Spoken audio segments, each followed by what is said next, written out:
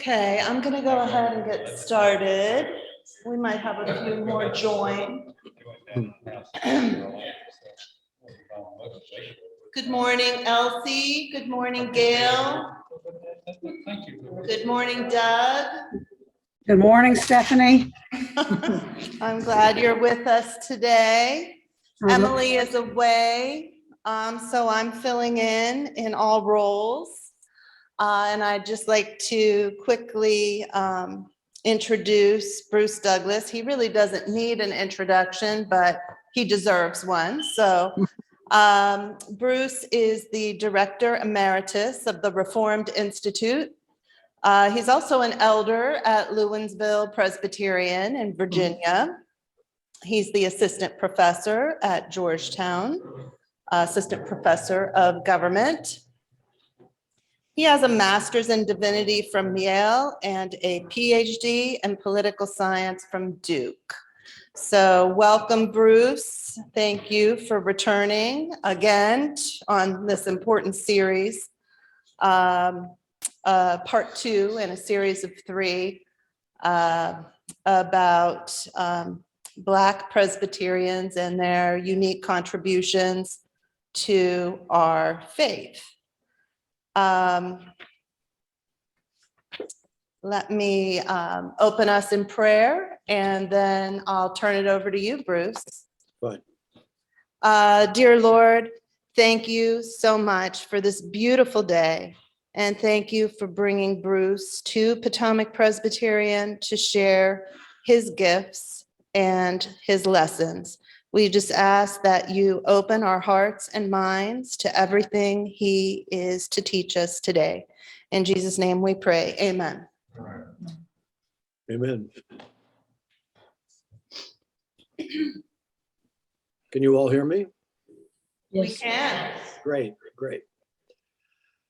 Just to repeat what I said last week, this series is a sequel to the one that I presented at Potomac a year ago. If you were here, you will remember that I talked about Black-white relations in the history of American Presbyterianism. And as I was working on that topic, it occurred to me that I knew very little about Black Presbyterians as individuals. That struck me as odd, given the fact that I knew a lot about white Presbyterians as individuals, at least the leaders.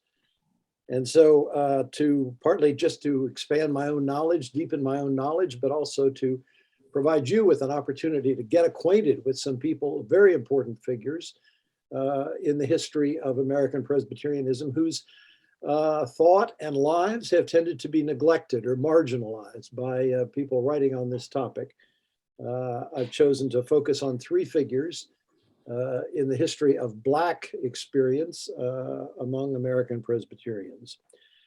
Before I get into the next of these, this series of 3, I should follow up on a topic that I was asked about last week, about which I claimed ignorance, and that was a legitimate claim. I didn't know anything about the question that was being posed, and that was, I talked about a man called Henry Highland Garnett, very important figure in American Black history, widely discussed by historians who are interested in broadly understanding the Black experience.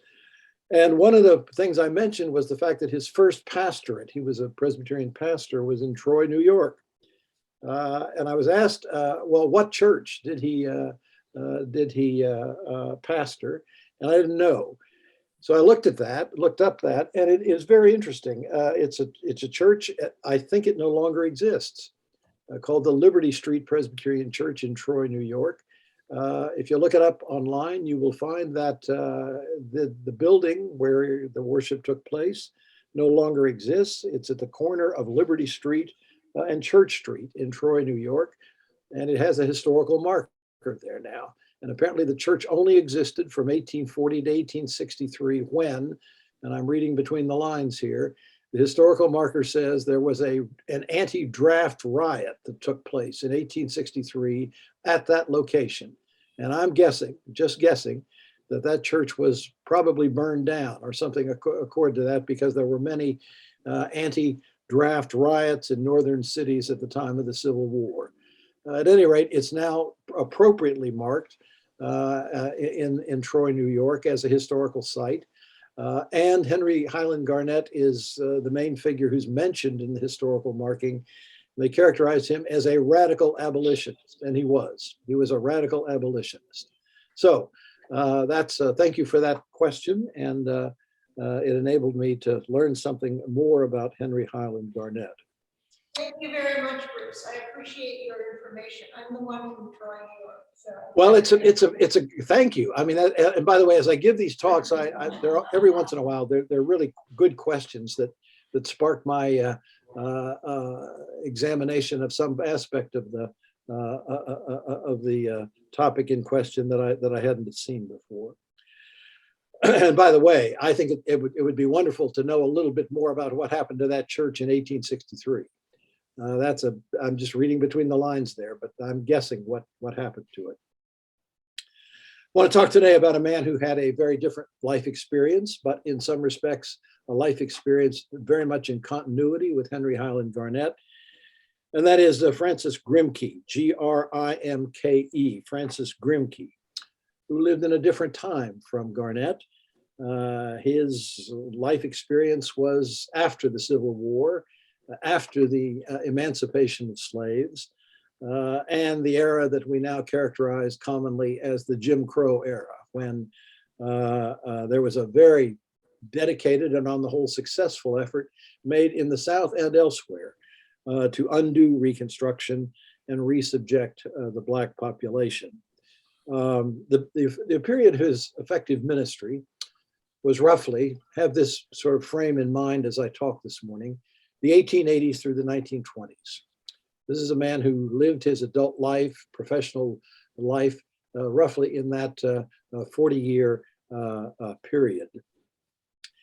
He was born in 1850 in South Carolina as a slave. His father was a white man and a rather wealthy white man, a planter.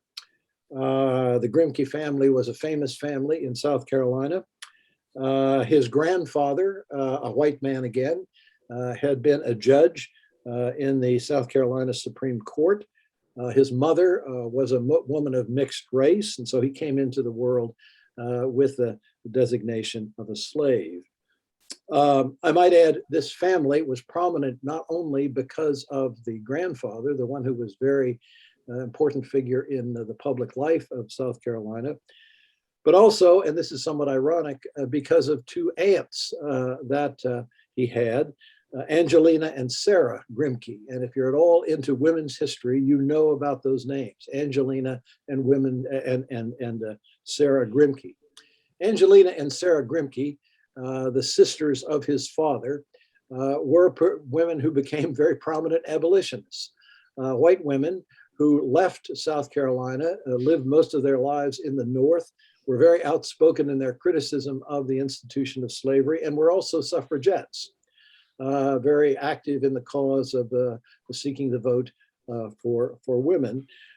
They did not play a very prominent role in his early life, but later in life, they helped him in important ways, especially in the advancement of his education. He escaped from slavery as a very young man, only to be recaptured. This is around the time of the beginning of the Civil War. He was probably in his early teens. He escaped and was brought back and put in jail and was severely beaten. He suffered such punishment for his attempt to get away that he almost died. He was apparently starved as well as beaten, and it was only through the efforts of his mother that he was able to recover and be saved from what almost certainly would have been sure death. He did not achieve his freedom until the general emancipation that took place around the time of the Civil War. And as a result of that, he was able to get out of South Carolina and migrated to the North. He became he was marked early on in his life once he got out of slavery as a young man who had not only an appetite for education, but an aptitude for it. And he went to, as a result of that, university. And by the way, this institution I'm about to mention is a very important institution in the history of Black emancipation in the United States. It's called Lincoln University now. It was called by a different name earlier. It's in Pennsylvania, and it was founded by Presbyterians. And it's one of several major contributions that Presbyterians made to the whole cause of educating at least part of the Black population. He had a brother, by the way, a twin brother named Archibald. And Archibald and Francis Grimke are both noted figures in the history of the Black struggle in the era of Jim Crow. He graduated from Lincoln University and then went on initially to Howard University Law School. And his brother, twin brother, went on to Harvard Law School. His brother subsequently graduated from Harvard and became the noted attorney and a very important figure in something I'm about to discuss, the founding of the NAACP. Grimke himself, that is Francis Grimke, did not like law school. He would not be the first or the last to have that experience. He did not like law school and left law school after 1 year. But part of the reason he left law school was not just his dislike of the study of the law, but also the fact that he felt a call to the ministry. And I think it's fascinating that during his time in Washington, D.C., he, as a graduate student, a student in the law school at Howard, attended the 15th Street Presbyterian Church here in Washington. I've mentioned that church before, and I will continue to mention it because it is just a very important church in the whole history of the Black experience, especially the Black Presbyterian experience in the United States. It's I think, by far the most prominent single congregation in the Black Presbyterian world. It still exists, although I have to say my impression is that it's fallen on hard times today. I've worshiped there a couple of times myself. At any rate, he went to 15th Street Presbyterian Church as a young man, and apparently during that time, my guess is he was probably exposed to, I don't have any clear evidence of this, exposed to the preaching and pastoral ministry of Henry Highland Garnett, who was the pastor there for a while. At any rate, during that time, he felt a call to the ministry. And another very important thing to note is that he was able finally, he and other Blacks were finally to get access, a very few of them, to white theological seminaries. And he went to Princeton Theological Seminary, and he graduated from Princeton, completed the course of study, got a very good theological education. He characterized it that way. He said, I got a very good theological education, and he graduated in 1879. And once he graduated, he very quickly migrated, you might say, to a position of prominence in the church. I think partly because of that Princeton degree. He became himself the pastor in the early 1880s of the 15th Street Presbyterian Church. And he spent virtually all of his ministerial career at that one church. Very interesting, almost 40 years. There was one exception, a brief period when he migrated to a church in Jacksonville, Florida, for health reasons. But for the most part, he spent his entire ministry from the early 1880s through the late 1920s when he retired there in the church, 15th Street Church in Washington. And that became a kind of platform for him. That's the thing I want to stress. A platform for him, both as an ecclesiastical figure, somebody very active and prominent in Presbyterian activity in the Presbyterian Church, but also as a public figure. The other thing I should mention about his the time just after he graduated from Princeton and went to 15th Street Presbyterian is that he met and married a famous woman in the history of the attempt to educate the Black population, Charlotte Forten, Forten, another figure in Black history. They were quite a couple. a formidable couple in the Black world, and especially among Black Presbyterians. One of the things I want to stress about his career, and I'm going to talk mainly this morning about his ideas because there's so many fascinating aspects to his thought. But one of the things I want to stress about him is that he was active in civic affairs, but not nearly so prominent in that realm as Henry Highland Garnet. When I was talking about Garnet last week, I said, this guy is a big deal in American Black history. And if you take a course, university college course in Black history, and it's taught it all well, you will hear a lot about Henry Highland Garnet, not least because he was the one who said, it is wrong for slaves to submit. Stand up, stand up. It is sinful to submit to slavery. That's a pretty radical message. That was sort of the heart, the core of Henry Highland Garnet's ministry, and it was more focused on the world of public affairs than it was the church, even though he was a dedicated pastor. Garnet therefore had very little interest in, as far as I can make out, the inner workings of the church. He was a pastor, he was a Presbyterian, in good standing as far as I can tell, but not very active as a churchman. In contrast, Grimke was very much an active churchman and even became at one point, and this is given the ethos of Jim Crow at the time, an astonishing thing to say, he became the moderator of national, the equivalent of National Capital Presbytery, an integrated presbytery. And he became the moderator of that presbytery in the era of Jim Crow. That is astonishing. And I think it's going to qualify something I will say later. To my knowledge, he was the only Black man in that long era who had that, rose to that position. But the fact that he rose to that position and was able to rise to that position speaks to his effectiveness as a leader in the life of the church. In the realm, in the civil realm, let me just say one other thing, and I'll come back and develop this more fully. He became very closely associated with the Niagara Movement, which was the source from which we get the NAACP. And that was definitely a partisan position in the Black world. There were people who identified with that movement. There were people who were opposed to it.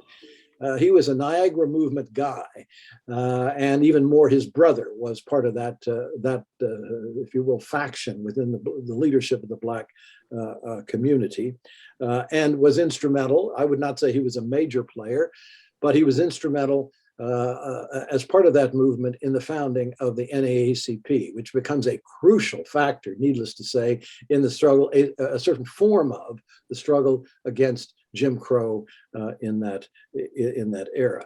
One other thing to note about his prominence, I mentioned this last week, but let me come back and dwell upon it.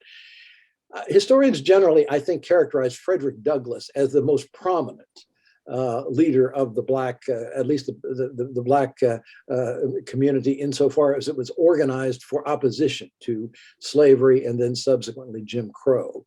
So Frederick Douglass is this great figure. And by the way, if you don't have any familiarity with Frederick Douglass, I recommend that you get acquainted with him.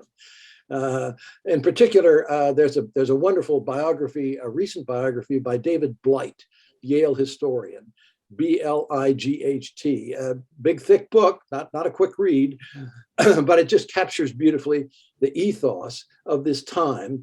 And I'm mentioning that because Frederick Douglass, along with Garnet, I have to say, were the great orators of the 19th century among the Black community.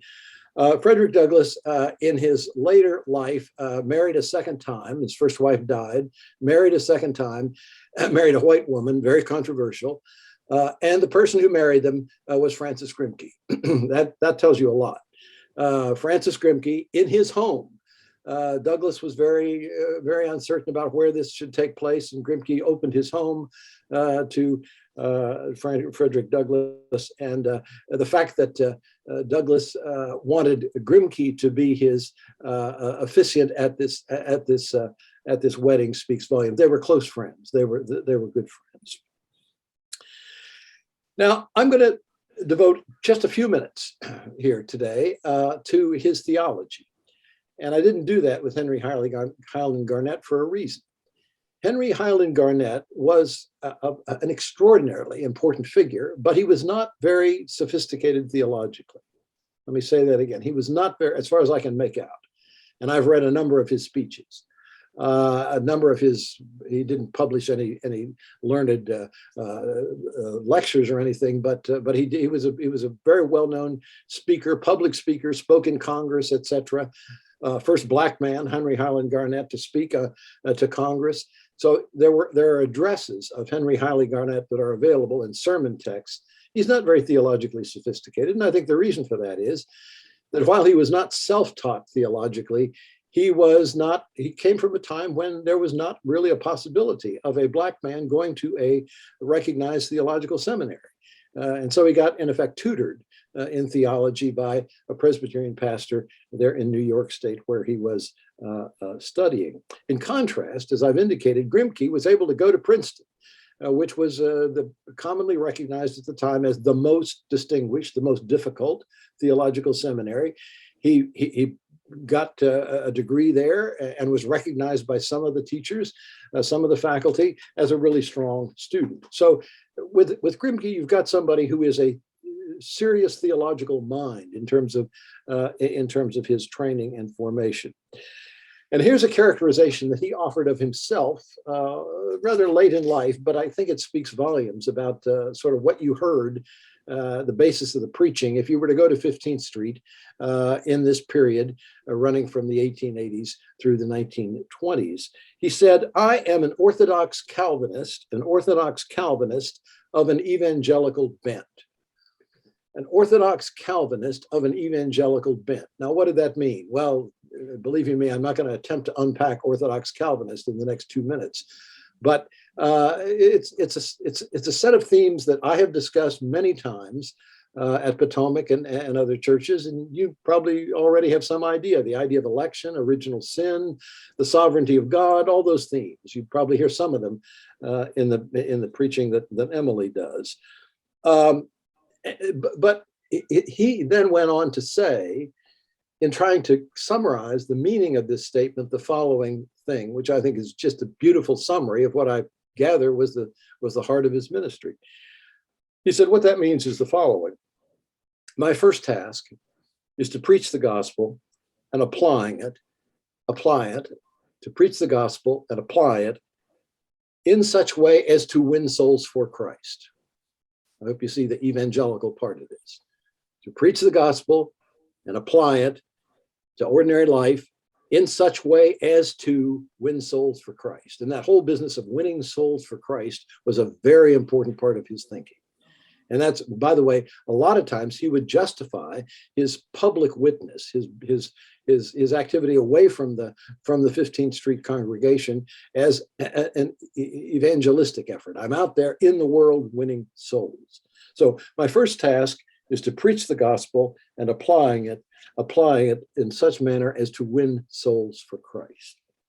But then he said, my other task as a black man is to fight racial prejudice. And I think he saw those two things as inseparably intertwined. To preach the gospel and apply it, especially for a black man, meant to fight racial prejudice, which he then characterized, and this is one of many phrases that he used over the years in talking about this. He said, for us, we, the black people of this country, this is a great cross that we bear. This is a cross that we bear. And he says, with every fiber of my being, I'm devoted to resisting it, fighting it, a little bit like the same language as Garnet, fighting it, resisting, pushing back against it, trying to demonstrate to white people the evil of this thing, how evil it is, and how it just has got to be resisted and fought. One of his main messages, particularly to other church people, especially we have records of conversations that took place on the floor of this Presbyterian and others, where he was just about as outspoken and sharp-tongued as you can get. He said, I just don't understand why white people do not see for themselves the evil of segregation. This is contrary to everything which Christians say about God and of how we should be treating our neighbors. And this is, he says, the great shame of America, the great shame of America, that once having eliminated slavery, now we're trying to reconstruct it on a new foundation. This is the great shame of America, and it's something which, as much as possible, we need to dedicate ourselves to overthrowing. Let me give you two examples of how he pursued this particular project. There are many I could give you, but two particular examples that I think are worth putting before you as a clarification of what those very general thoughts might mean in practice. In 1913, Woodrow Wilson, President of the United States, good Presbyterian, raised in the manse. I'm sure you know that about Woodrow Wilson, child of the manse, child of a father, by the way, who ultimately identified with the cause of the Confederacy. Father who was a very well-known Presbyterian pastor, identified with the cause of the Confederacy. Woodrow Wilson, that man, decided in 1913, partly at the urging of a couple of members of his cabinet, to segregate the civil service. It had not been segregated up to that point. To segregate the civil service. Now, keep in mind that 15th Street Presbyterian at that point, and probably for much of its history, was the Black civil service at prayer. It was just, the church was populated with people, well-educated Blacks, part of what Du Bois characterized as the talented 10th, who got jobs in the civil service, prospered because of those jobs, were proud of the opportunity to serve in the government in that way, and were appalled by the thought that now segregation was going to be imposed upon the civil service, and it was going to probably mean for most all of them a reduction in status and probably pay as well. Woodrow Wilson, who had written, Francis Grimke, excuse me, who had written at the time of Wilson's inauguration a very, very welcoming letter to Wilson, saying to him, as a good Presbyterian myself, I can't tell you how delighted I am at the thought that you now are going to assume this lofty office. I commend to you the support that all of us are going to give you in the pursuit of your ministry, he said, your ministry as President of the United States. And then he runs into this. And Grimke immediately reacted negatively to this, wrote a strong letter to Wilson, full of condemnation, saying, this is contrary to everything which we Presbyterians stand for. Mr. President, please reconsider. And he organized among clergy in this area, Black clergy mainly, but there were a few white supporters, Black clergy and others, opposition to this. And the Black clergy requested a meeting with Wilson and got it. And that apparently was an awful meeting. The meeting was just a disaster because, and Grimke and others were very eloquent. You can imagine what a confrontation this would be. And Wilson basically talked down to them and said, I know better than you. And the clear message was, I, as the white leader, have a responsibility to do what I think is right, and you're just going to have to accept it. They went away, Grimke says at one point in his comments on this, we went away from that meeting, our hearts filled with unchristian bitterness toward the President of the United States. A second development, which, and by the way, that's illustrative of Grimke. Grimke takes a stand, a strong stand, a clear stand on a public policy issue. And when he thinks especially it adversely affects the Black community, he's out there organizing as much opposition as he can get. A second thing, which he did not long after, was to, and oftentimes I've wondered in my mind whether these two things are not related. When it became evident that the First World War was unfolding, and eventually that the United States was going to be involved in the First World War, Grimke was adamantly opposed to Black soldiers participating in that war, adamantly opposed to it. He characterized it as a colonial war fought by racist governments. And he said, the last thing the United States should be doing is supporting that kind of activity. These are colonial governments which are acting in a very racist way in the wider world. And when at the end of the war, and by the way, he didn't get his way on that. Black soldiers enlisted in large numbers. I'll talk next week about somebody whose father was enlisted in that war as a black man. And he warned black soldiers. He said, if you people who were contemplating as blacks enlisting in the campaign, he said, they will promise you good things, and by and large, that you will not get them. Indeed, it will be a kind of a scam. He didn't use that word, but clearly that was the idea. So he was adamantly opposed to black participation in the First World War. And then when at the end of the war, they began talking about, Wilson in particular began talking about a war to make the world safe for democracy, he said bitterly, well, it might be nice to start pursuing democracy at home. He said, it's a fine thing for the United States to be trying to democratize the world, but what about democratization of the United States? And of course, he was talking specifically about the almost complete disenfranchisement of the black population under Jim Crow. Now, let me turn to what I think is the big strategic question of that era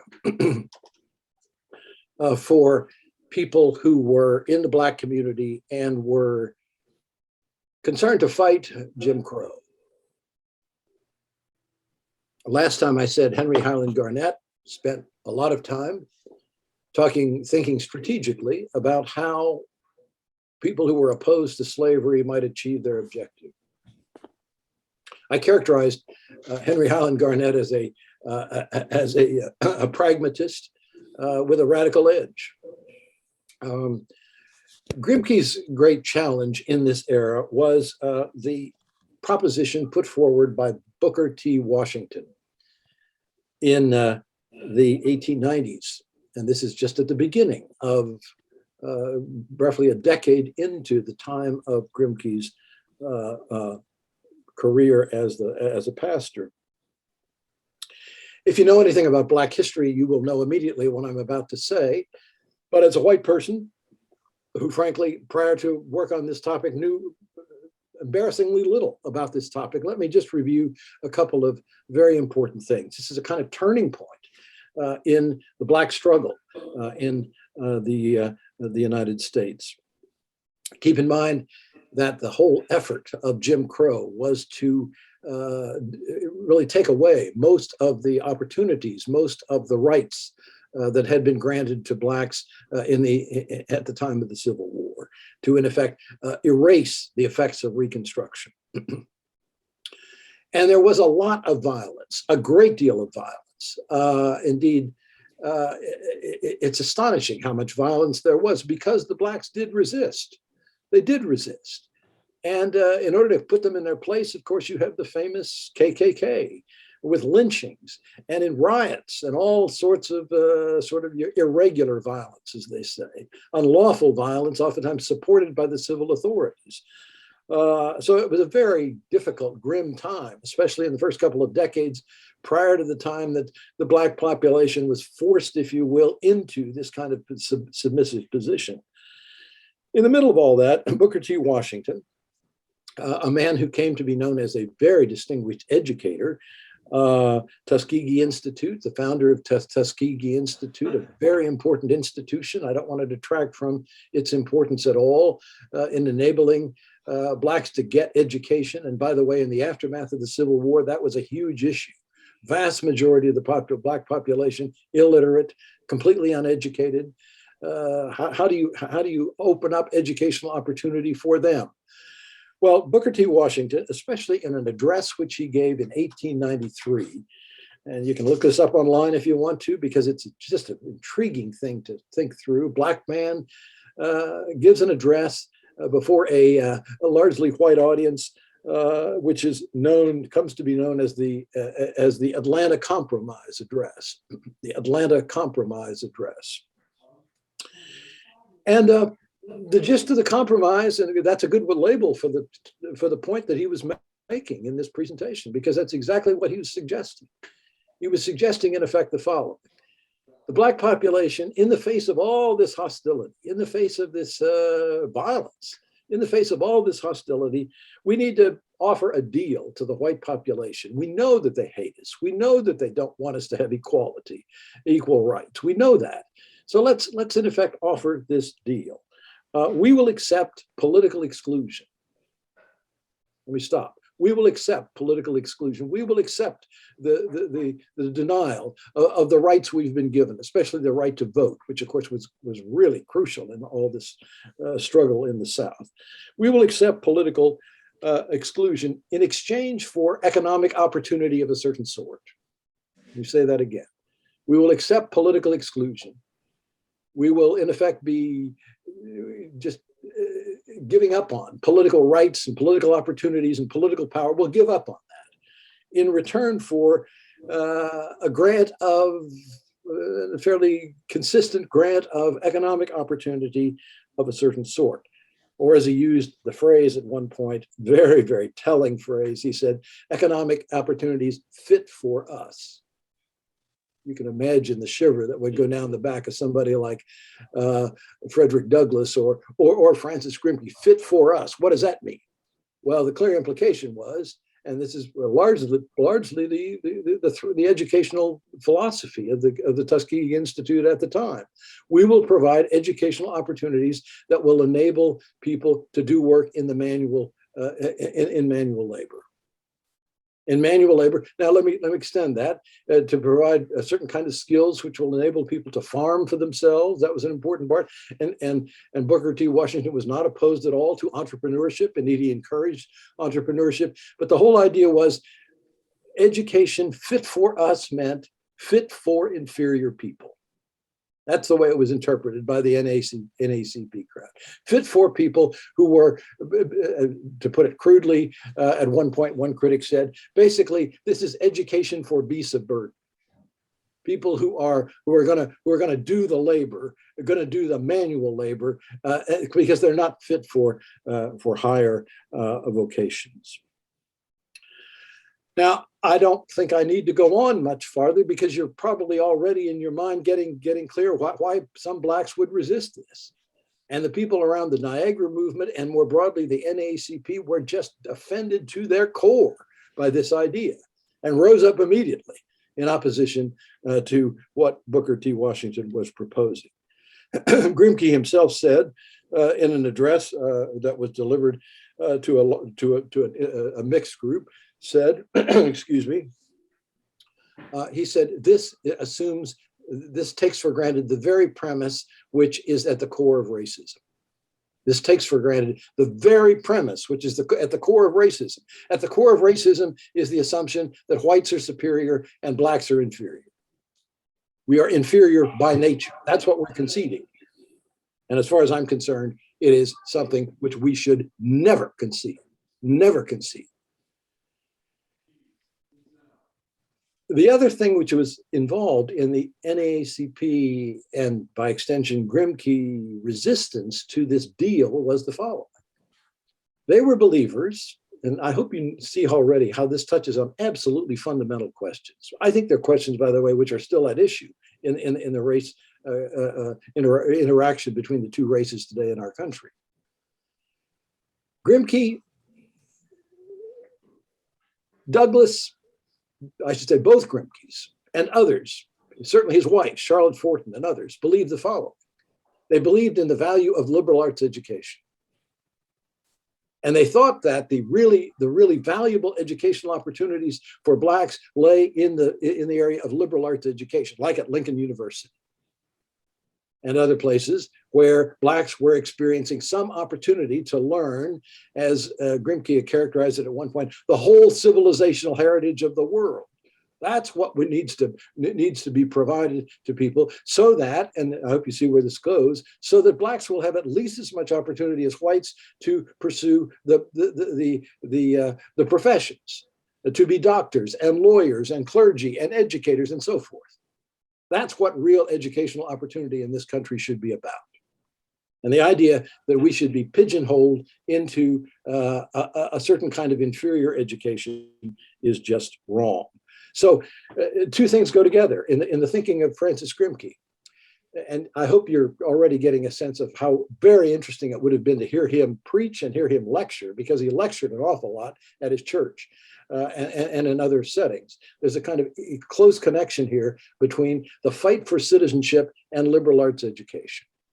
Those two things go together in his mind. And he stressed at one point in one of his talks that the intimate connection between a liberal arts education and the qualifications necessary to use the right to vote properly. He was also, not only did he advocate strongly that Blacks should get the vote, but that they should be equipped to use that vote intelligently. Related to that is another theme that I want to briefly note.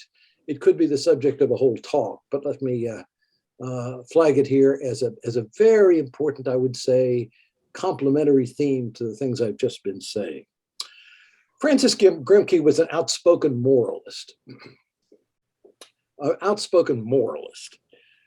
And his moralizing, if I can put it that way, his views about how life should be lived, about what was constitute a morally upright way of life.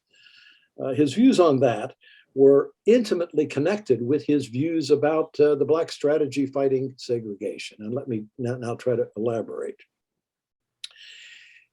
Several times I have encountered in reading his writings, the texts of his addresses and so forth, this very interesting line of argument.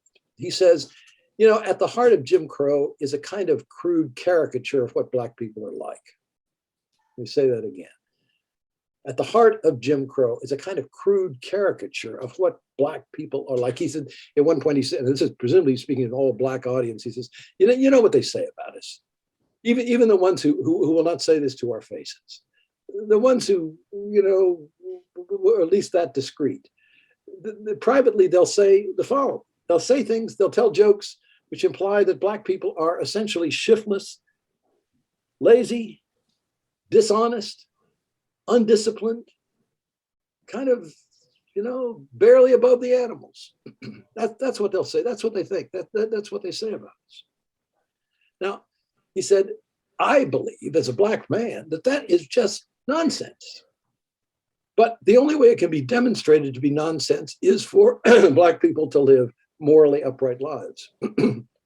Morally upright lives. And then he had a rather rigorous and even demanding, and I would say here, Calvinistic view of what morally upright meant. He said, it is very important that our young people in particular be educated in such a way that they take pride in living lives that are sober, thrifty, industrious, civic-minded, sacrificing at points, self-sacrificing. And with regard to sex, he said, sex should be in marriage and not elsewhere. Sober, thrifty, industrious, civic-minded, self-sacrificing where necessary. And with regard to sex, very responsible in terms of where it occurs and where it doesn't. He said, we should live lives, and we should be encouraged to live lives. We should be taught to live lives that enable us to take pride in ourselves, so that when we come to the end of our days, there will be a measure of responsibility evident in our lives. He said, I don't think there's anything wrong with ambition. I want people to be ambitious. I want the Black population, in some respects, the problem with the Black population right now is that it's not ambitious enough. I want there to be ambition, but it needs to be ambition which is tempered by a strong sense of civic responsibility.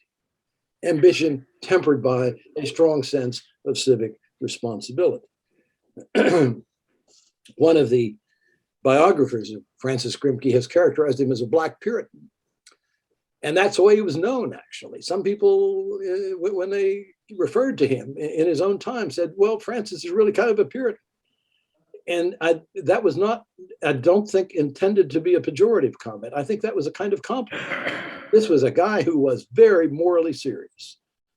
And then he went on to say, the Black church has a crucial role to play in this. If the Black church does its job well, then we will enable more and more Black people to experience moral uplift,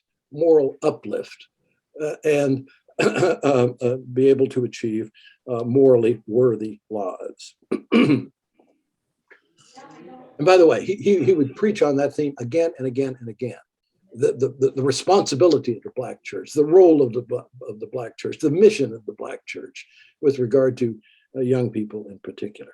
And I hope you see there's a kind of double-facing quality to this, telling the white community this needs to change, while at the same time saying to the Black community, and this is our part in doing this. These two things go together. Now, what about the white church? Did the white church have a role to play in attacking what he characterized, much like Henry Highland Garnet, as a great evil? He said, this country is cursed by a great evil. What is the role of the white church in dealing with this? Potentially, he said, the role that the white church could play is enormous. The white church, if only it dedicated itself to this cause, could make an enormous difference.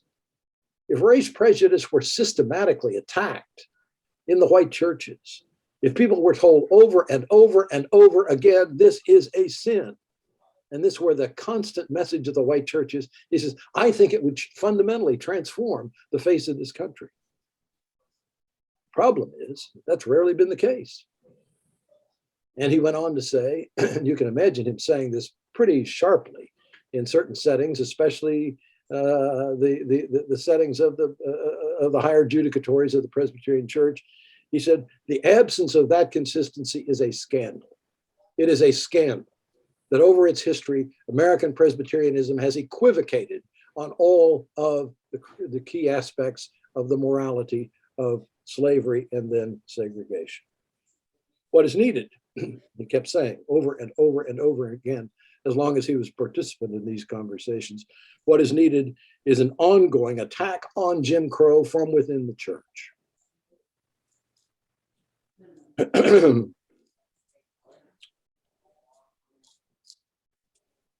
He fought on this topic an uphill, and I would say on the whole, losing battle in the course of his ministerial career. He was not without allies, and I want to mention two. Both come from New York Avenue Presbyterian Church. I oftentimes wonder when the history of our time and our churches is written, who will stand out? And how will they stand out? And how will these churches be recognized? New York Avenue had two people in particular who were strong allies of Francis Grimke in the life of the church. One of them is a name probably you've never heard of before, William Radcliffe, who was the pastor of New York Avenue during much of this period. And he and Grimke were very close friends. And I think I've been asked a couple of times in talks about this subject, did he have any white friends? I think he viewed William Radcliffe, the pastor of the New York Avenue Presbyterian Church at that point, as not only an ally, but a confidant. And they would talk often about these matters. But the other one, and this is something that's a recent discovery on my part, the other ally he had was John Harland. Now, if you're at all a student of American judicial history, you will know that John Harlan was Associate Justice of the Supreme Court, an elder at New York Avenue Presbyterian Church, and to his, I would say, everlasting credit, the author of the single dissent of the Supreme Court in the famous Plessy versus Ferguson case. Plessy versus Ferguson, 1896, in effect, was the legal authorization of Jim Crow. And all of the justices of the Supreme Court, except for John Harlan, in effect, supported the principle, indeed articulated and embraced the principle of separate versus equal, which of course for any Black person at the time, the idea that you could be separate and equal was just nonsense. It was ridiculous. It was an utter fiction. Anyway, John Harlan was a very outspoken critic himself of Jim Crow. And by the way, there's a recent biography of John Harlan, which I haven't read carefully. I've just looked at it, but it does acknowledge that John Harlan was a very devout churchman and an active churchman in the affairs of the the Presbyterian Church, and that his religious convictions were at the core of his opposition to Jim Crow. I view him as a hero. He's one of my heroes, John Harlan. One of the most interesting things about the battle within the church that surfaces in the discussion of Grimke's life is the following. There were at least two major conversations that took place in his lifetime about church union. The Southern Church and the Northern Church. Southern Church, of course, had split off in the time of the Civil War. And then a smaller church, the Cumberland Presbyterian Church, a regional church, also had a flirtation with the Northern Church about the possibility of church union. In both cases, Grimke was adamantly opposed to church union on the terms being proposed. Adamantly opposed. Why? Because he said, essentially, what the price of church union would be was the imposition of segregation onto the consistent imposition of segregation onto the life of the church, which he said apparently in no uncertain terms was an abomination. And that's one of the reasons his dissent was one of the reasons why the effort, particularly for union with the Southern Church, failed. I know I'm about to run out of time, but let me add one other little an important part of the ministry, an allusion to an important part of the ministry of Francis Grimke. He's a fascinating man. In some respects, I would say a kind of model for the kind of pastor who really wants to make a difference in public affairs. That's something, by the way, that has gone out of fashion in our Presbyterian world. But there was a time, and this is the era, all the way through the 19th century and into the early 20th century, when pastors saw it as their responsibility to be out there in the public realm in various ways. And one of the ways in which Grimke did this, it was internal to the life of the church, but much broader. Periodically, he would give addresses on important public issues, not sermons, but addresses. And 15th Street was the platform in which he gave these addresses. And oftentimes people would come from the Washington area and elsewhere to hear Francis hold forth on the race problem, or famously an address he gave on the plague of 1918, the pandemic. And all the way, so you have a kind of tracing out here every maybe 5 years, 10 years or so, Francis Grimke's taking stock in the light of his convictions as a Christian of the current state of the church and the state of the nation. And in one of those addresses in particular, and with this I conclude, he tried to sum up toward the end of his life what he thought was the current state of race relations in the United States. I'm summarizing here. The brief outline is this. He said, nobody who is at all aware, can deny that some progress has been made in race relations in this country. This is the 19 teens, around the time of the First World War. Some progress has been made. The fact that we're not slaves anymore is an enormous advance. We're not slaves anymore. That's a wonderful blessing, which has been achieved. And slowly, he says, it's very clear that some eyes are opening. But the terrible thing, he says, that I'm seeing happening now is that the more we advance, the more resistance there is to our advance. And indeed, the more we advance, the more there is hatred towards us. He says, actually, the perverse lesson, he says, of the post-Civil War era is that as we advance, there is actually more hostility to us on grounds of race prejudice. He said, for that reason, if I were not a man of faith, he said, I would be inclined to despair for the future of this country. I would be inclined to despair for the future of this country because he says, I suppose the lesson would be that every time blacks advance, there's going to be a counter reaction, which is designed to put us back in our place, and a counter reaction which just teaches to each new generation what can only be characterized as the lessons of racial hatred. But he says, I'm not, I am a man of faith. I'm not without faith.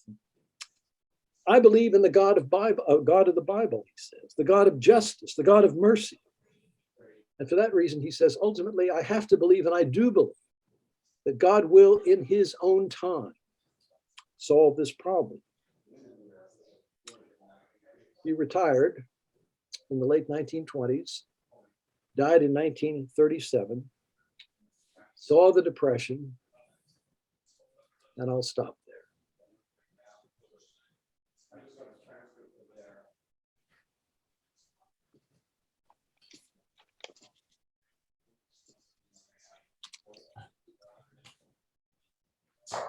Thank you, Bruce. I think we have some time for a couple questions. So why don't we take our first question from our Zoom participants? And then if we have remaining time, we can take a question from our audience here in person.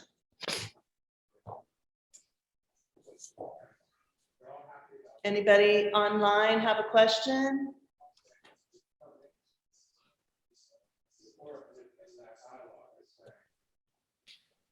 No?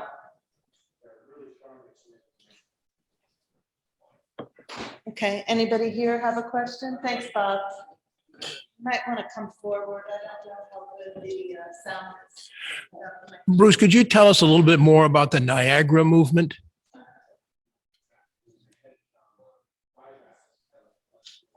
Founded by Du Bois and a whole cluster of people who were dedicated to those very ideas that I tried to summarize.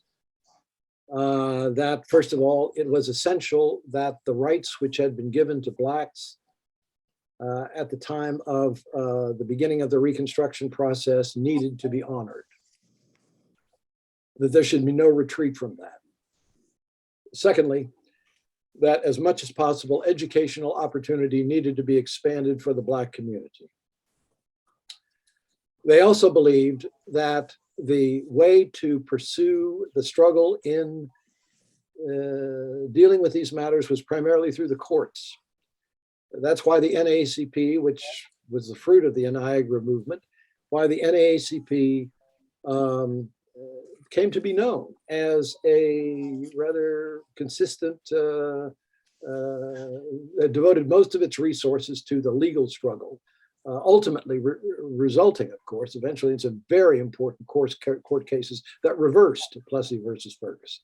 Let me just say, talk about this more next time, but you can think about, and just look it up online, Plessy versus Ferguson is a watershed case in the history of the Supreme Court, embracing, as I said, separate but equal, as though that could be possible. It's reversed, I think, or begins to be reversed by the Brown decision in the early 1950s, which is the beginning, of course, of the desegregation process. And all of that along, and of course, a pivotal figure in that is a graduate of Lincoln University named Thurgood Marshall, who eventually, of course, goes to the Supreme Court. Marshall is one of the key architects of that legal strategy, very consistently pursued legal strategy, testing on various different fronts, testing the grounds on which Jim Crow legislation could be defeated. So that's broadly what it was. It heavily populated, mainly populated, I should say, by people who were this, Fraser characterizes them, the sociologists characterize them as the Black bourgeoisie, highly educated people in the professions who had that view of life and all that went with it. Stephanie, I need to go myself. I am on my way to church, believe it or not. Oh, that's nice. Okay, thank you. We'll see you next week. Ciao. Bye-bye. Ciao.